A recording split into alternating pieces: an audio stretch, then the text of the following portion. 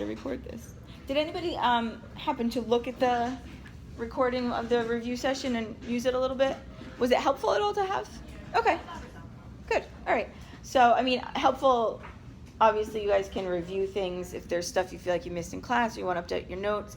And also, if you miss class, hopefully this will be helpful. The only part that doesn't seem to come through is some of your responses to questions, which is sometimes why I'll try to repeat your responses, at least so that kind of comes through on the video. Because often it's your answers and information that, that answer the questions and stuff. Okay, so we're just about done with learning.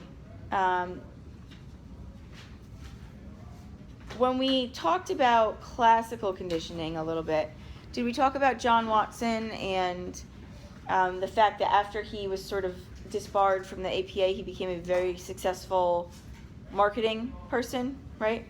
Why was that? Let's just think back a little bit. What does classical conditioning do for marketing? How does it work on us? What's that? Yeah, like advertising and stuff. What are ads? Can anyone think of an ad that they either sort of like, or that made them maybe like a product or think about it, versus one that they, Patrick? The ones that usually I like are those Arby's commercials. The which ones? The Arby's commercials. Okay. What do you like about them? Well, it's just that they got like a good voiceover. Yeah. Like the guy narrating it. Yep, absolutely. And it's just like they present it slow at first, and then it picks up with the tone. Like they'll say it in like a low tone via like still firm voice. Mm-hmm. While presenting a large sandwich with different kinds of meat on it. And then eventually, after a while, like the voice gets louder, and then it's like you start feeling the sensation of like you keep staring at the sandwich, because that's all the point.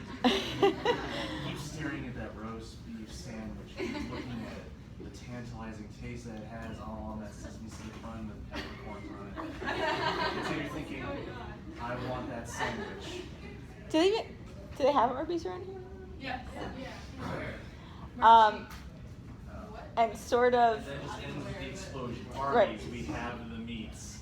And one thing that's interesting, right? So as that volume builds, what happens in general to us when like volume builds? Like our nervous system, you get like excited. Yeah, like louder and louder. All right, what else?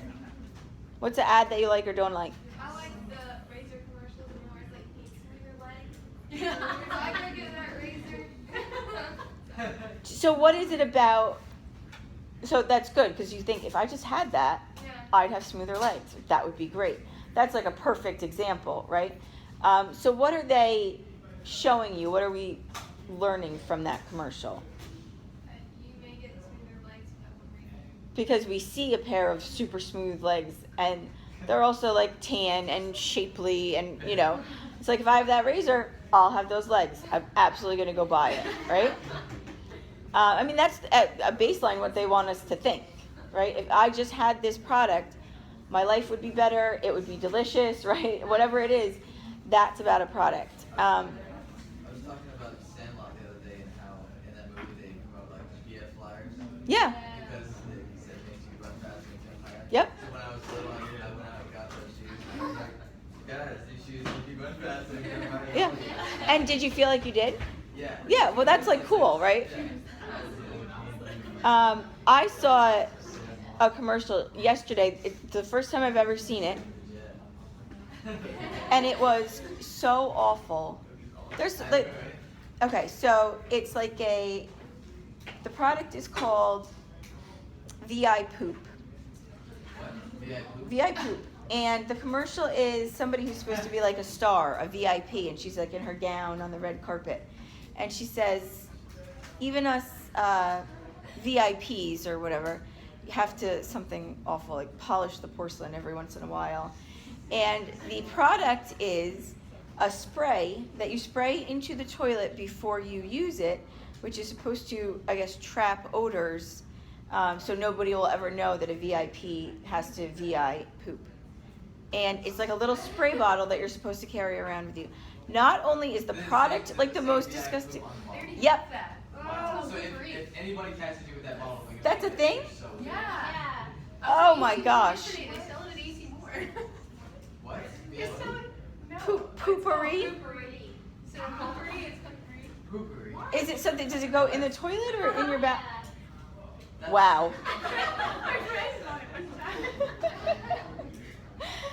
So that was not marketing that worked for me. Although it got us talking about it, I guess. Super expensive. Like, I didn't look into it. But yeah, can you imagine like being in someone's car or like, I don't know, like somebody pulled that out of their purse, like what you would. Yeah, so that's an interesting one. What's another good one? Red Robins. Okay, They have you like Red red Robins? songs, but it's a little too like. Catchy jingle. There you go. Exactly right.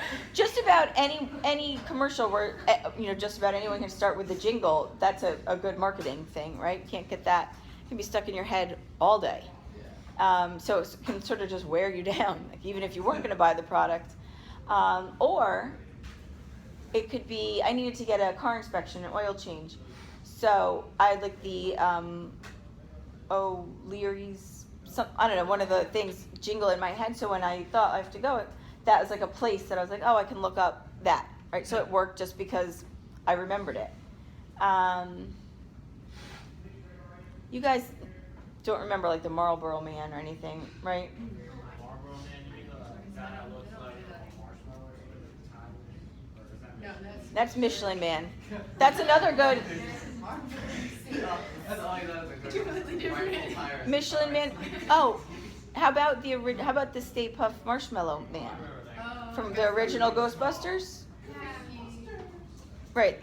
In the original Ghostbusters, they have to think of the like most innocent thing they can think of because they're reading their minds and it's going to like come to life. And so he thinks of the Stay Puft Marshmallow Man, which is just like the Michelin Man.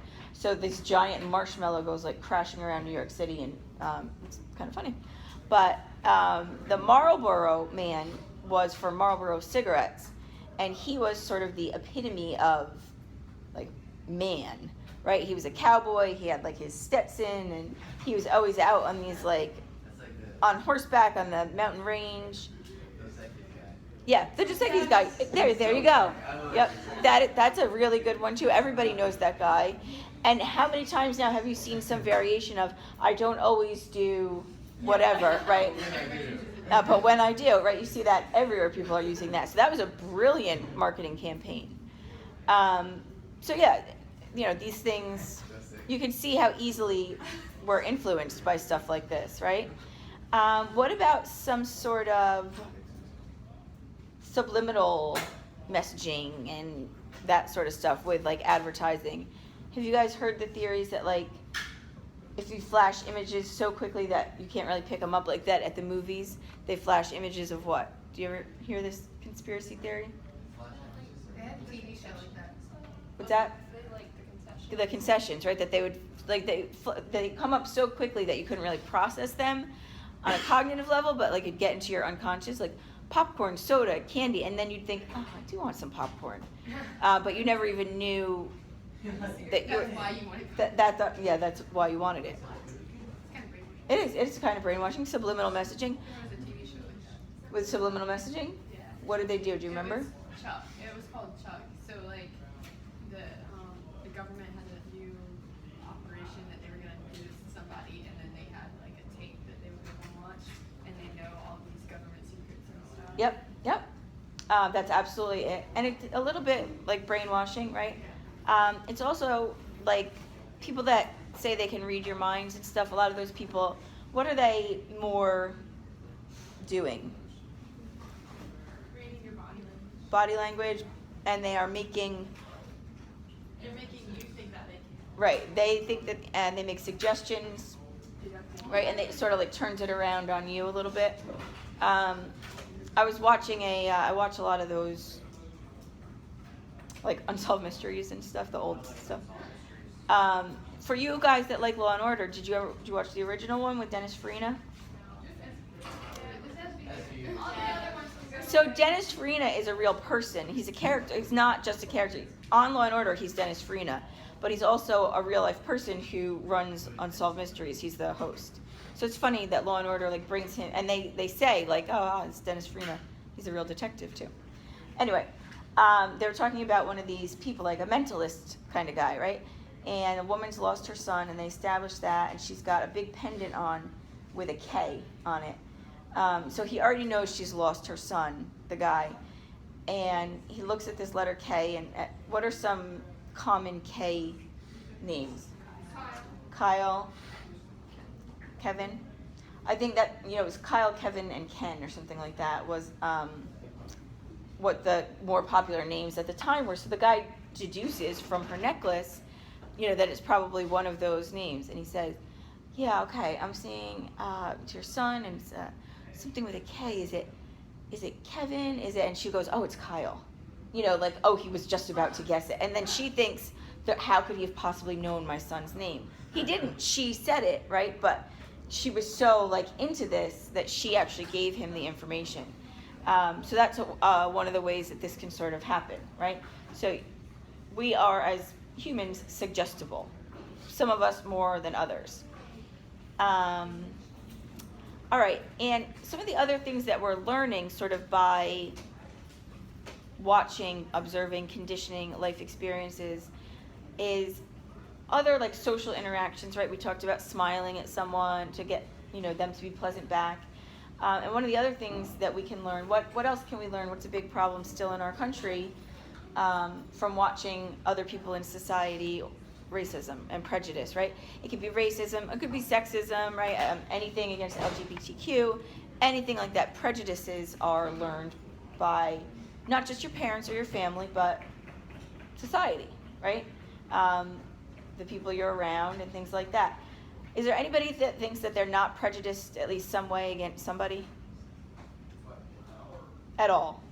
I mean, we are, right? We're all at least a little judgmental, and that's a prejudice.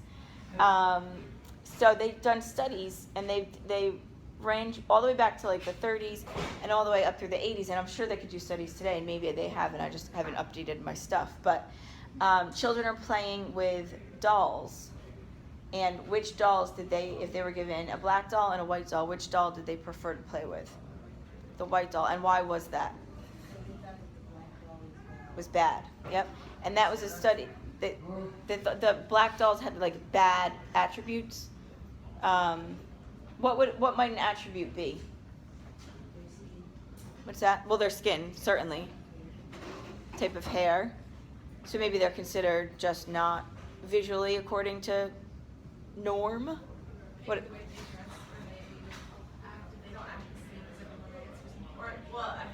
So they're attributing it to the doll, right? But that's, so what might, say you've got a choice of 2 dolls and you're 7, what would the bad doll have?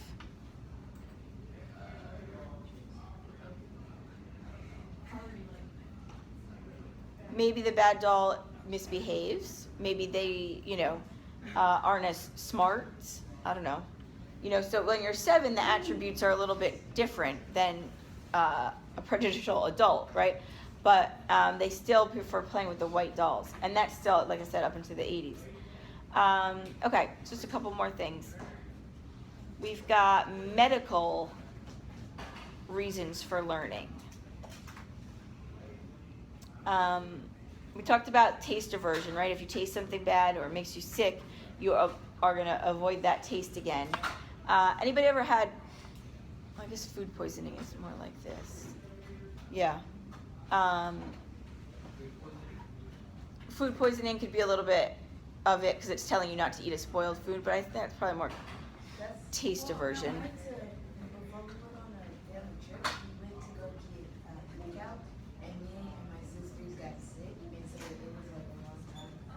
Could eat. Yeah. So that's like taste aversion too. Well, I just don't go to the same place anymore. Right. That's strong classical conditioning. But there's another thing. Do you guys know what antabuse is? Antabuse? Mm-hmm.